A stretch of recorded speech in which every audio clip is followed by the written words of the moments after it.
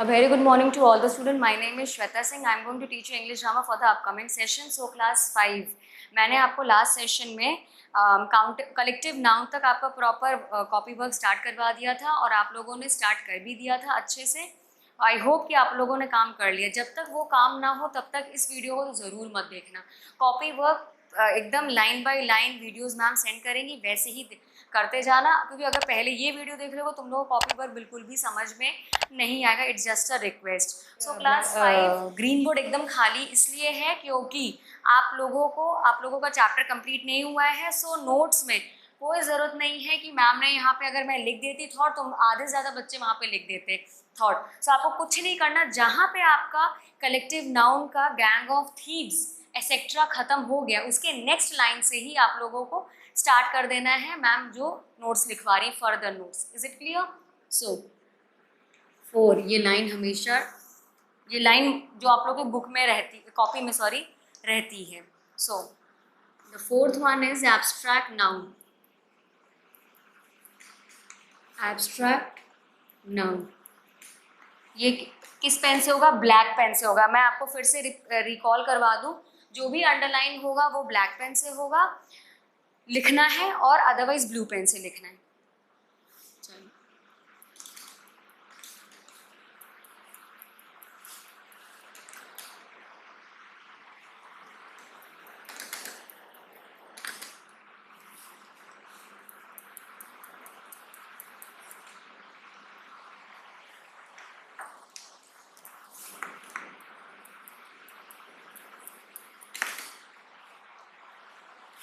और state of person.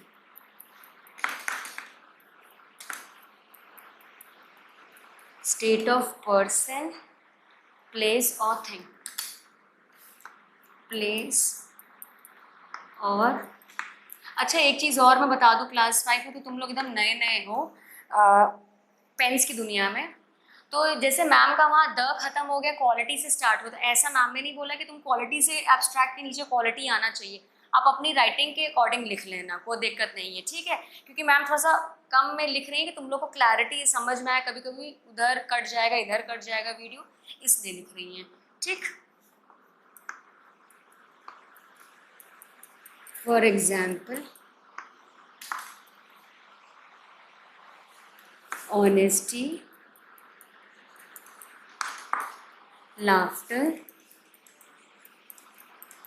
Etcetera, various kinds of होता है. सो ये हो गया. ठीक. अब इसके बाद फोर्थ के बाद कोई फिफ्थ पॉइंट नहीं है, सीधे एक हेडिंग आएगी countable nouns. Countable nouns. Pen क्या होगा? Black pen. काउंटेबल नाउन्स किस पेन से लिखना है? ब्लैक पेन से, क्योंकि ये अंडरलाइन है. Is it clear? This noun, नहीं ये भी मत लिखो, ये इसको रब कर दो.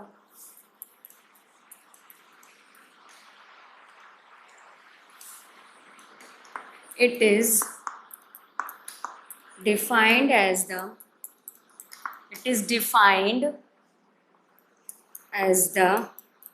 noun that cannot be counted. जिसको that can be counted. ये अनकाउंटेबल है ना, तो काउंटेबल को हम लोग काउंट कर सकते हैं. that can be counted. ठीक. फॉर एग्जाम्पल ब्लैक पेन से, फॉर एग्जाम्पल ये हाइफन है. Hyphen I have a doll. अब मैं चीज़ फिर से यहाँ पे एक समझा रही हूँ. पूरा देखो, लिखवाने से भी कोई फ़ायदा नहीं, आपको समझना चाहिए. काउंटेबल नाउन्स ये लिखते जाइए. It is defined as the noun that can be counted, मतलब कि वो नाउन जो कि काउंट हो जाते हैं उनको हम लोग काउंटेबल नाउन कहते हैं. For example I have a doll. Doll को आप लोग काउंट कर सकते हैं, तो वो काउंटेबल नाउन है। काउंटेबल नाउन सिंगुलर और प्लूरल दोनों फॉर्म्स में यूज होते हैं। एक सिंगुलर का यहाँ एग्जांपल मैम ने दे दिया, आई हैव अ डॉल, मतलब कि ये काउंट हो सकता है, सिंगुलर है, एक ही डॉल के बारे में बात चल रही है। मैंने दूसरा एग्जाम्पल आपकी बुक के अकॉर्डिंग दे दिया कि दे आर फ्रेंड्स लिखना नहीं है, जितना लिखा है ब्लैक बोर्ड उतना ही लिखना, आपको समझाने के लिए बोल रही हूँ। दे आर फ्रेंड्स एक नहीं होता, बहुत सारे होते हैं, लेकिन आप फ्रेंड्स को काउंट कर सकते हो, प्लूरल होता है। I hope the point is much clear to all of you. इसको पेन डाउन कर लो, मतलब प्रॉपरली लिख लो, विजिबिलिटी सही है। फिर उसके बाद में अनकाउंटेबल नाउन लिखवा के आप लोगों का चैप्टर 1 पूरा प्रॉपरली कंप्लीट हो जाएगा।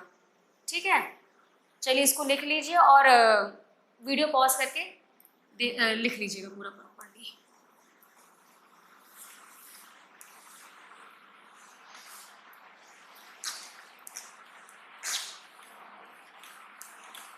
कोई भी नहीं समझ में आए, कुछ भी नहीं समझ में आए, कोई भी प्रॉब्लम है तो आप लोग क्वेरी में पूछ सकते हैं, ऐसी कोई प्रॉब्लम नहीं है। लेकिन कॉपी वर्क बहुत अच्छे से करिएगा, नीट एंड क्लीन। एक बार देखो, राइटिंग गंदी है मैं बर्दाश्त कर लूँगी, लेकिन untidy work is not acceptable. ठीक है, मैम ने काउंटेबल लिखवा दिया था, अब तुम लोग को लिखना है अनकाउंटेबल नाउन। अब इसका मतलब ये नहीं कि हर चीज़ अनकाउंटेबल नाउन मैम ने न्यू पेज से लिखा, नहीं, आप लोग को अकॉर्डिंग उसी के नेक्स्ट लाइन से स्टार्ट कर देना है। Is it clear? Uncountable noun, if a noun is counted, countable noun, a noun that can not be counted, a noun that can not be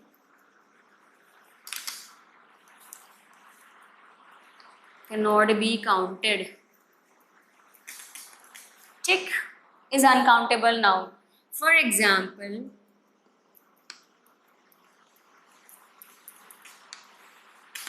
example, please give me water. Please give me water. Water आपका uncountable noun है। Water को आप लोग पानी को count कर सकते हो? नहीं काउंट कर सकते।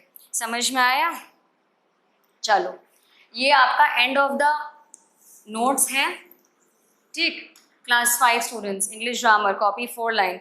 अब मेरी बात समझो, अनकाउंटेबल नाउन में इतना ही लिखना है, लेकिन समझने के लिए और मैं बता दे रही हूँ। अनकाउंटेबल नाउन्स में वो लोग सिंगुलर फॉर्म तो यूज़ करते हैं, लेकिन प्लूरल फॉर्म्स वो लोग यूज़ नहीं करते। मतलब प्लीज़ गिव मी वाटर बोल दोगे, लेकिन प्लीज़ गिव मी वाटर्स नहीं बोलोगे तुम लोग। सो प्लूरल फॉर्म्स यूज़ नहीं होते हैं अनकाउंटेबल नाउन में। मिल्क काउंट नहीं कर सकते, लेकिन मिल्क्स नहीं बोलते, तुम लोग मिल्क ही बोलते हो। ठीक है, अब और समझने के लिए बता दे तुम लोग को कि जैसे आर्टिकल होता है ए